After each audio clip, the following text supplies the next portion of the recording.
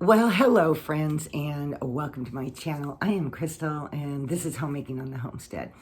And I have been so busy that it's just been crazy. And so I haven't had a video out for quite a long time. If you're new here, back in March, I think it was Marchish, April, beginning of April, I decided that I needed to take a break from my weekly videos. I had so much going on, and I was dealing with some family issues that were incredibly stressful. So I needed to have that break, and so I did. And then after that, I was just kind of waiting, I think, a little bit for some creative spark to come back. It's been a lot. That's all I can say. But we also got extremely busy, and it was all good things. I've been to Arizona and back. I've been to Sacramento and back. I've been up to Northern Washington, all for family, to visit family. Northern Washington is my mother-in-law, who I've shared about, who has dementia. So we try to get up there at least once a month.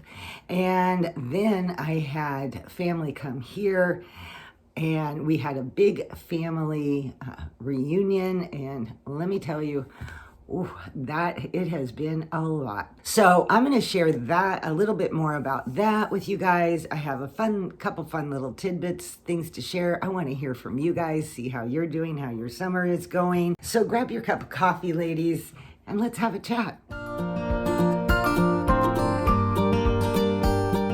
So I think in my last video, I shared about our trip to Arizona, and we came home and kind of regrouped a bit. Then we went to Sacramento, daughters in both of those states. So we were visiting them and grandchildren and stuff like that. And then we came back, and I had to, there was our trip to my mother-in-law's, and then I had to prepare for our big family reunion. And this was going to be it's been the biggest turnout I think I have ever had, just because there are more grandchildren nowadays. And it was so much fun. I loved every minute of it, but let me tell you, it exhausted me. I think that if there's anything that it reminds me of every time these kind of things come up, is that I'm not 30, I'm not even 40 anymore, and I don't have the energy that I once had. And it was just a lot. I think we had almost 30 people here, and probably a little less than half were kids. And so it was a lot of children, and they had a blast. I mean, they were running around, playing games, swimming, camp over at grandma, or sleep over, I should say, at grandma and grandpa's here. And just a whole lot of memories were made. It was a really blessed family time, and I really praise God and thank Him for all of it. Prior to that family reunion, I was doing a lot of food prep to get ready for all the people that were going to be here. It was going to last over 3 days, so I had people in my house and people spending the night here. So there was just a lot going on. My son, who stores his RV here, was gracious enough to help let people use that. And so we had people kind of spread out. My husband and I ended up moving into our van to sleep, so that in our bedroom, I could put families in there and stuff like that. So anyway, it was just kind of, like I said, lots going on at the time. So I was making, I had granola I made, I had muffins I was making, I had, 15 pounds of pulled pork just for one dinner, 2 gigantic lasagnas for another dinner. We did hamburgers and hot dogs and sandwiches and fruit and chips and, you name it. We just had, it's a lot of food to feed 30 people for 3 days. I forget. I used to feed my whole, my whole big family and other guests that would come, or friends of my kids that would come. Didn't really think much about it, but when you get out of that practice, I realized how much I had adjusted to just cooking for the two of us, and how much I kind of had to recalibrate my brain to try to get enough food bought and prepped and ready for all these people. My Arizona daughter, and her family came a week early. They were making a road trip out of it. They camped their way up and went to Yellowstone, did a bunch of things, came here and arrived at our house on the 4th. And so we celebrated the 4th of July with them and my daughter that lives up the road. And so, it was just like one thing after another. And the following weekend was the reunion. So I was busy. And it was nice, though, because my daughter and my other daughter and older granddaughters, they were all helping in food preparation and stuff like that. So it was kind of a fun time in that way, too. Oh, and on the 1st of July, my husband and I celebrated our 41st wedding anniversary. We didn't do much. We had a bunch of errands we were running that day, getting ready for family to come. So we ended up going into Red Lobster and enjoying some seafood dinner that day. And it was just perfect. But, it was just all... Again, it'll probably be my word for a while, blessing. And what a blessing it was. There was something almost surreal about my husband and I just kind of sitting back in the evenings when everybody's talking and kids are playing and stuff is going on, and to look at all these kids and all these little grandkids and just be like, wow, we started this, it was kind of surreal, but what a wonderful, totally grateful to the Lord for such an amazing time. On Saturday, one of my son-in-laws is an amazing photographer, and he has always done a lot of family pictures. It's his hobby, it's not his trade, but so he is the one that ended up being able to get us a whole bunch of pictures. And one of my favorites was the whole family picture, which I will show you here. And I just absolutely loved it. On Sunday, he and my daughter, his wife, and a couple of my other kids all went into town, and they said they were going to go pick up some food, and I don't know. I wasn't really paying too much attention, but they were going to go off and do something. And then when they came back, he had already taken the picture in, had it blown up into a big, huge picture.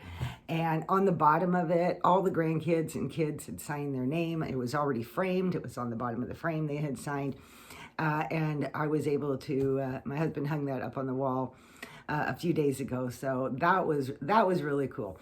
Oh, and in the middle of that, last Saturday's, was my husband's birthday. So everybody got to celebrate Grandpa's birthday at the same time. So anyway, like I said, it was just a really amazing time. Biggest turnout as far as any family reunion. We try to do something every year, but a lot of kids can't make it.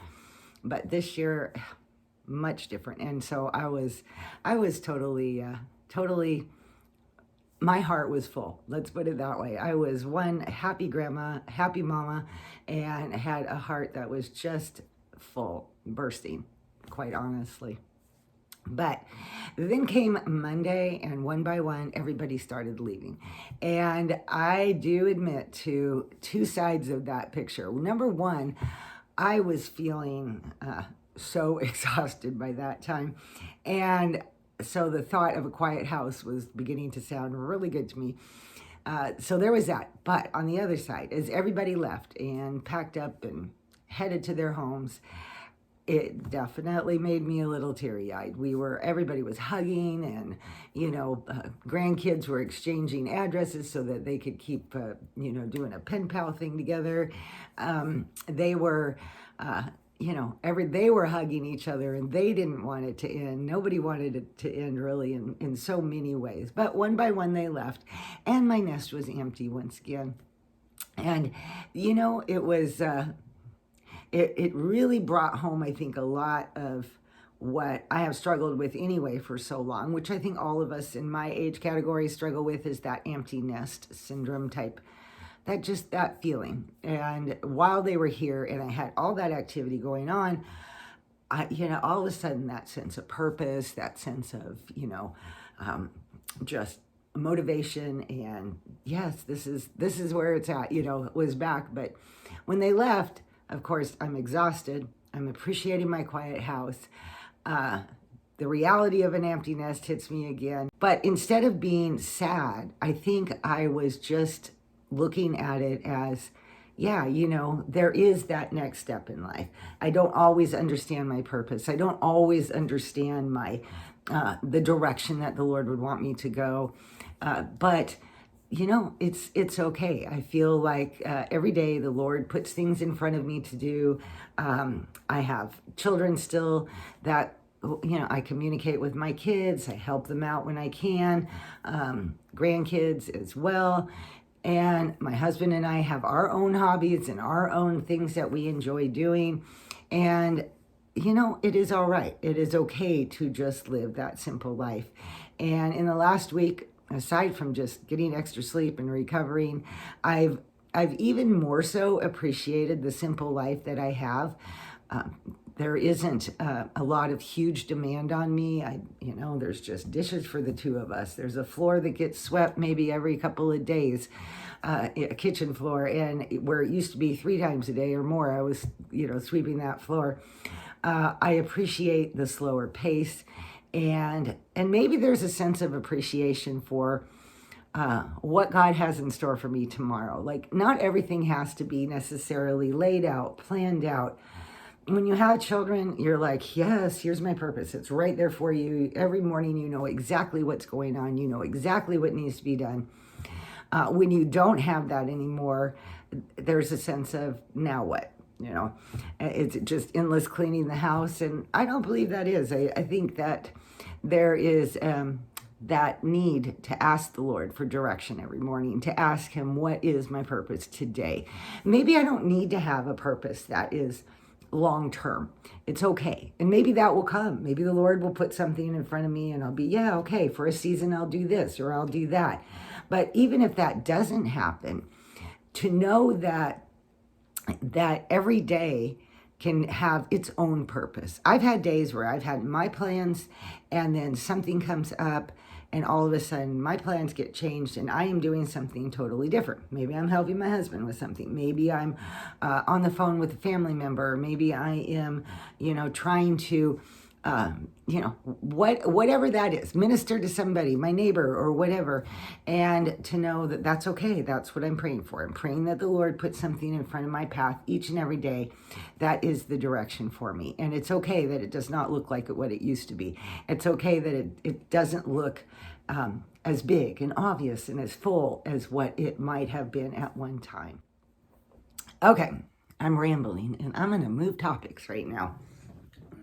Not far from where I live, a few weeks ago, there was an estate sale.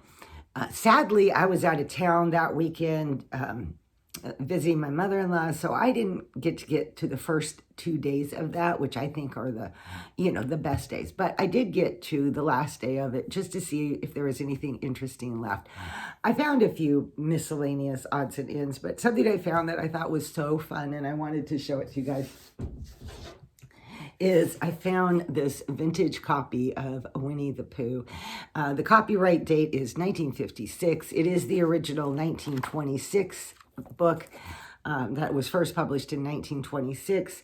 And this was the republished, re-copyright in 1956. And I think I paid like $1 for it. So I love that. I love the whole vintage thing. And I currently have... I'm getting way too warm. Whew. Okay, I'm getting too warm here. It's warming up now. Anyway, I currently have a small bookshelf in the corner of my sunroom that I have toys for my grandkids and I have books for my grandkids. And so and I try to find the older books or the older looking books just to kind of keep it my little vintage corner over there. So it was really fun to be able to add this book to my bookshelf. So I hope you guys are enjoying your summer right now. What kind of things have you had going on? Are you growing your gardens? Are you doing any kind of canning? Are you, enjoying the sun? Or do you just hiding out in the AC house? And I do get that, especially after being in Arizona. Ooh, oh my goodness, that was hot. But how is your summer going? Please let me know down in the comments. Say hi. I have missed you guys so much. And so I would love to hear from you what your summer has been like. And also, what kind of things do you have going on in your kitchen? I would love to know. Have you been doing any baking and cooking? Probably not because of all the summer heat. Do you have a favorite quick summer dinner meal that you could share real quick, like in the comments that you've been making, just to keep your house cool and to make it a little bit easier on yourself. Let me know that too down in the comments. Because I cooked so much food, and then I had all my kids bring food, so I literally was, we were so short on space. My freezer was packed. My refrigerator was packed. I have a second refrigerator. That one was packed. We even turned on the one in the little tiny RV refrigerator we have in our van, and I was sticking things in there because I had so much food. And of course, we ate a lot of it, but there were still things that were left over that didn't get eaten. I was giving stuff to my kids as they left and saying, here, take this, take that. Anybody want this? Anybody want that?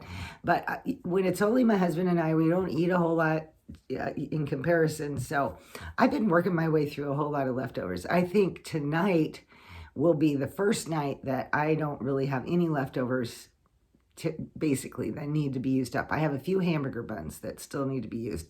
So tonight's dinner is going to be burgers on the grill, and I am going to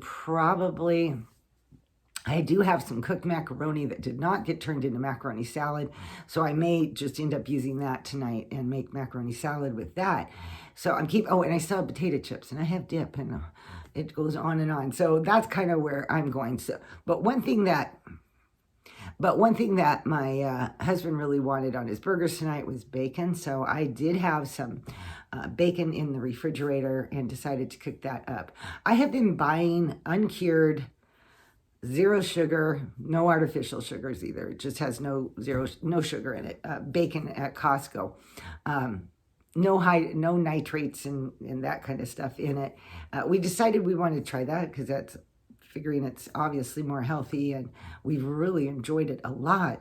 And so he wanted bacon cheeseburgers tonight. So now I bake my bacon in the oven, and I did that this morning.